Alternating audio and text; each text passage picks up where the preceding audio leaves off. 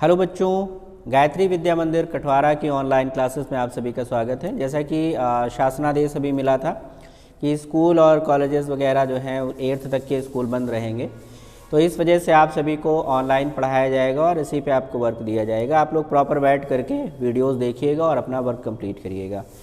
तो सबसे पहले हम लोग शुरू कर रहे हैं क्लास 5th मैथमेटिक्स। और मैथमेटिक्स में जो चैप्टर चल रहा था वो है profit and loss. Profit and loss में एक्सरसाइज 7.1 कंप्लीट हो गई थी। 7.2 की तरफ हम लोग बढ़ते हैं और 7.2 पे सबसे पहले आ गया है, इसी में प्रॉफिट एंड लॉस कैसे होता है वो हम लोग समझेंगे। सबसे पहले प्रॉफिट का मतलब क्या होता है कि जब आप कोई भी सामान, कोई भी चीज़, कोई भी वस्तु आप जब कम में खरीदते हो और ज़्यादा में बेचते हो तो आपको प्रॉफिट होता है। और अगर वही सामान आपने ज़्यादा में खरीदी और कम में बेचा तो आपका लॉस हो जाएगा। मान लीजिए मोटा मोटा आपने एक पेंसिल बेचने के लिए खरीदी। पेंसिल खरीद लिया आपने 10 रुपये में और इस पेंसिल को आपने सेल कर दिया 13 रुपये में, तो आपको कुछ एक्स्ट्रा पैसे मिले क्योंकि आपने खरीदा तो 10 ही रुपये में था, 13 रुपये में आपने बेच दिया, तो इसका मतलब कुछ पैसे आपको एक्स्ट्रा मिले। जो एक्स्ट्रा पैसे आपको मिलते हैं वही आपका प्रॉफिट होता है। इसका मतलब यहाँ पर हम लोगों को कितना एक्स्ट्रा मिला है, तो 3 रुपये हमको ज़्यादा मिले हैं क्योंकि हमने 10 रुपये में ख़रीदा था और 13 रुपये में बेच दिया। यानी 10 रुपीज़ में ख़रीद कर 13 में उसको सेल किया, तो हमारा जो कॉस्ट प्राइस था, यानी जितने में हम खरीदते हैं सामान को, वो हमारा कॉस्ट प्राइस कहलाता है। जितने में सामान को बेचा जाता है यानी वो हमारा सेल प्राइस कहलाता है, और जितना हमको फ़ायदा होता है वो हमारा प्रॉफिट कहलाता है।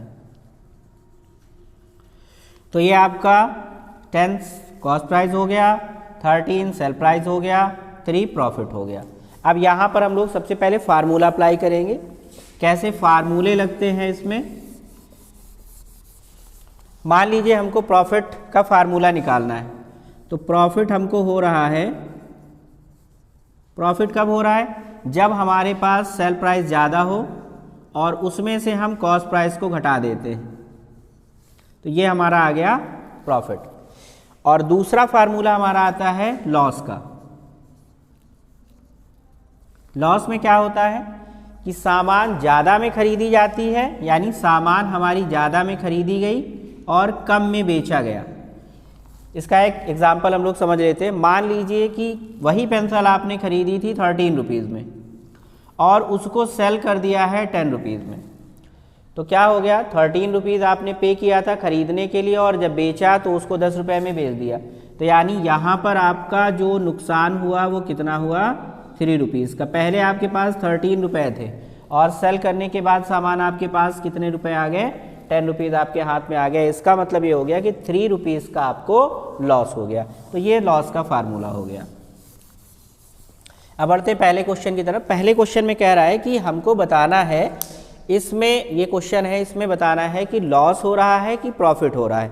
तो अभी हम लोग समझ ही चुके हैं कि अगर सेल प्राइस ज़्यादा है तो प्रॉफिट होगा, सेल प्राइस कम है, कॉस्ट प्राइस ज़्यादा है तो लॉस हो जाएगा। तो पहले क्वेश्चन की तरफ हम लोग बढ़ते हैं। पहले क्वेश्चन में है CP ₹395 है, SP हमारा 430 रुपये है, 430।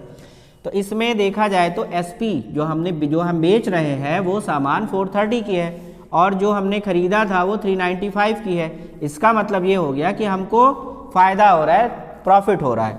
तो सेल प्राइस हमारा है 430 माइनस कॉस्ट प्राइस है हमारा 395।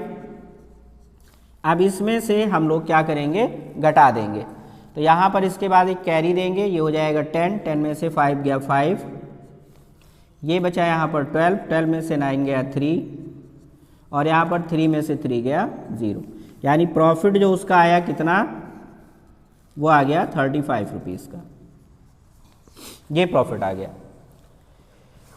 अब सेकंड क्वेश्चन की ओर बढ़ते हैं। दूसरा क्वेश्चन है हमारा CP = 1299, SP = 1092, यानी उसने खरीदा था 1299 में और जो सेल किया है वो 1092 में सेल किया। मतलब कि पहले उसके पास 200 के आसपास रुपीज़ ज़्यादा थे और अब जब वो बेच रहा है तो उसको केवल 1092 रुपीज़ ही मिलते हैं। इसका मतलब उसका क्या हो गया, नुकसान हो गया, उसको लॉस हो गया।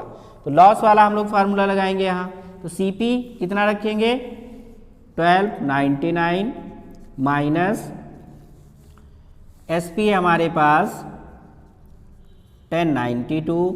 अब इन दोनों को हम लोग सब्ट्रैक्ट करेंगे तो 9 में से 2 गया 7, यहाँ 9 में से 9 गया 0, 2 में 0 गया 2, 1 में 1 गया 0।